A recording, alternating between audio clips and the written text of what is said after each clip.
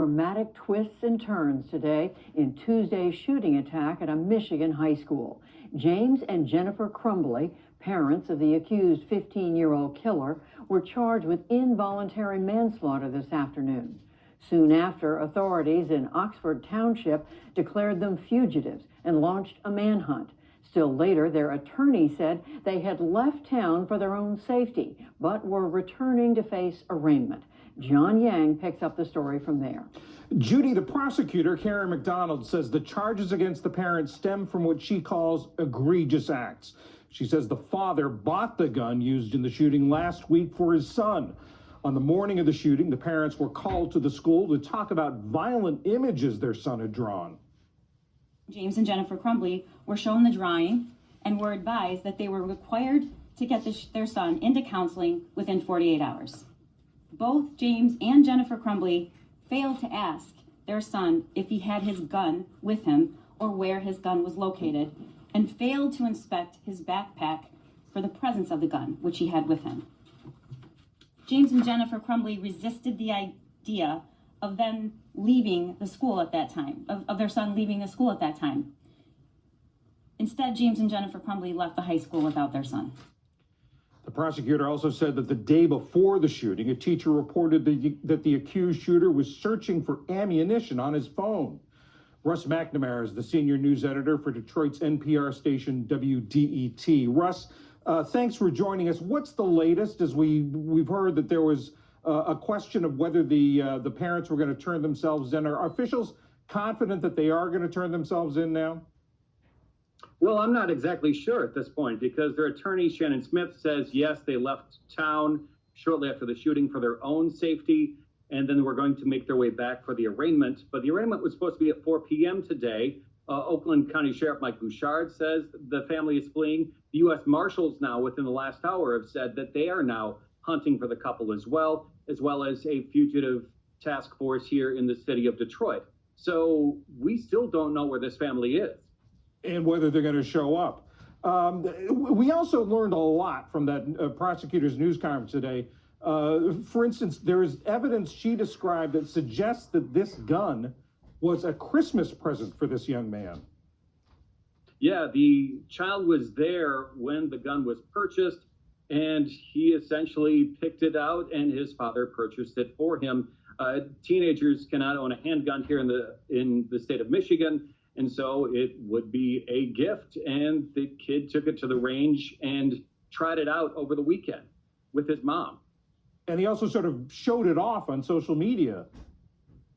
Yeah, he did that as well. And he was very active on social media, and that was part of the case that Karen McDonald laid out today against the parents, that this kid had a thing for guns. Combined that with the violent imagery in the drawing and the fact that he was searching for ammunition in class, at school, all kinds of red flags along the way for both school officials and his parents. They should have known something was going on, I think. Russ, tell us more about that drawing. We learned details of the drawing and also the parents' reaction when the school tried to reach out to them to tell them that they had found their son searching for ammunition in class. Essentially, blood, stick figures, and help me in this drawing. And given the fact that he was just given a gun days before, the parents at that meeting on Tuesday morning saw no reason to take their kid out of school. The school recommended that the child seek psychiatric help within the next 48 hours.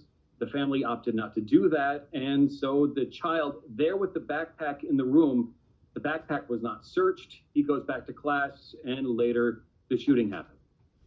And the day before, a teacher spotted him searching for ammunition on his phone. They reached out to the parents, and what happened or what didn't happen? Well, the mom basically texted her son saying, LOL, I'm not mad, just don't get caught next time, which is, I don't know, kind of surprising to say the least, that given all of that information, the parents still decided to do nothing on Tuesday morning. And Russ, as I understand it, the parents never responded to the school's calls or messages about this. It wasn't until the second call that morning that they both went in and met with school officials and their son at the same time.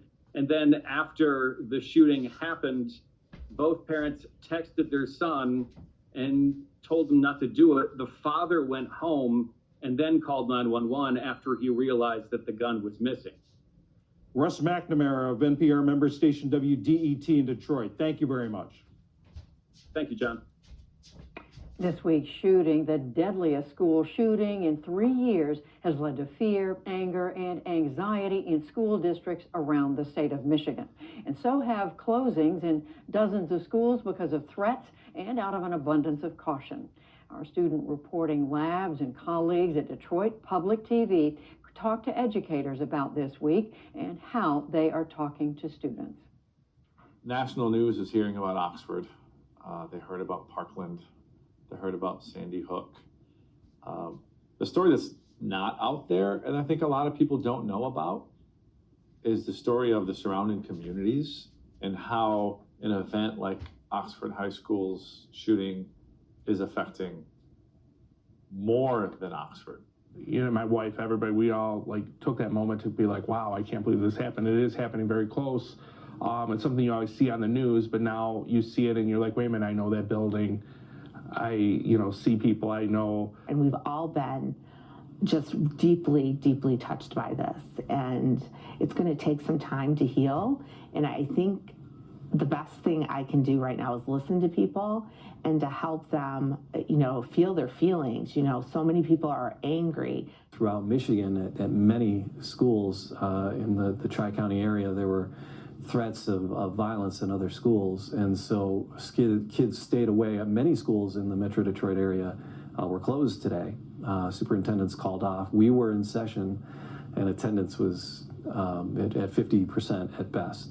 But for the kids that were here, we're here to support them. The easiest way for me to process this is not to ignore it, but just to full steam ahead in regards to what my job is here. Students want to talk about it. They want to voice their opinions about it.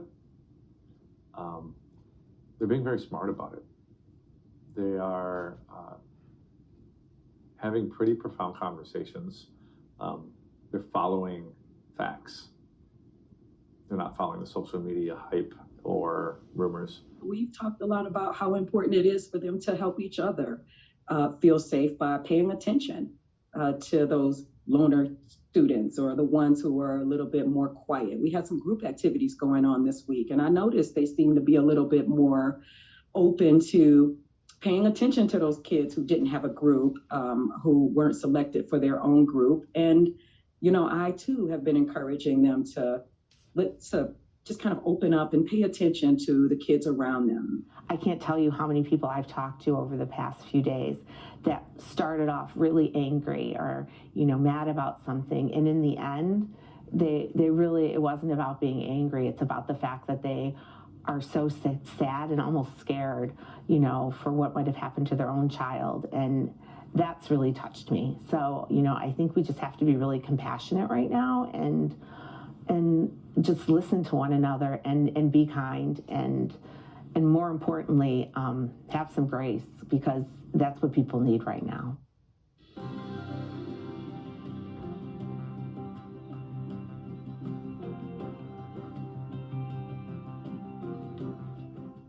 I'm Stephanie Simon.